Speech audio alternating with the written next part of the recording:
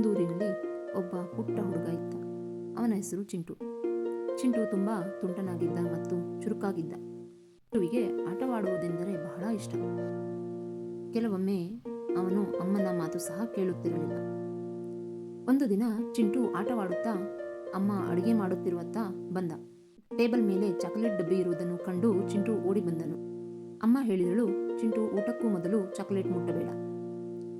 ಚಿಂಟು ಹೇಳಿದನು, ಸರಿ ಅಮ್ಮ. ಅಮ್ಮ ಹೊರಗೆ ಹೋದಳು. ಚಿಂಟುವಿನ ಮನಸ್ಸು ಹೇಳಿತು, ಒಂದೇ ಒಂದು ಚಾಕೊಲೇಟ್ ಅಷ್ಟೇ ಎಂದು. ನಿಧಾನವಾಗಿ ಬಂದು ಟೇಬಲ್ ಹತ್ತಿದನು. ಕೈ ಚಾಚಿದ ತಕ್ಷಣ ಗಾಜಿನ ಡಬ್ಬಿ ಒಡೆದು ಹೋಯಿತು. ಚಾಕೊಲೇಟ್ ಎಲ್ಲ ಕೆಳಗೆ ಬಿತ್ತು. ಚಾಕೊಲೇಟ್ ನೆಲದ ಮೇಲೆ ಉರುಳಿದವು. ಚಿಂಟು ಭಯದಿಂದ ಹೆದರಿದನು. ಮೇಜಿನ ಅಡಿಯಲ್ಲಿ ಅಡಗಿಕೊಂಡನು.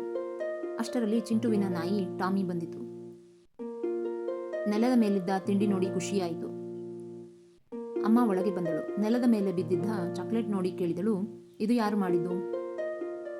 ಚಿಂಟು ಮೇಜಿನ ಅಡಿಯಿಂದ ಹೊರಗೆ ಬಂದನು. ಕಣ್ಣು ತಗ್ಗಿಸಿ ಹೇಳಿದನು, ಅಮ್ಮ, ನಾನು ಹೊಡೆದಿದ್ದು. ತಪ್ಪು ನನ್ನದು, ಕ್ಷಮಿಸಿ. ಅಮ್ಮ ನಕ್ಕು, ಸತ್ಯ ಹೇಳಿದೆ ಚಿಂಟು, ಅದೇ ದೊಡ್ಡ ಗುಣ ಎಂದು ಚಿಂಟುವನ್ನು ಅಪ್ಪಿಕೊಂಡಳು.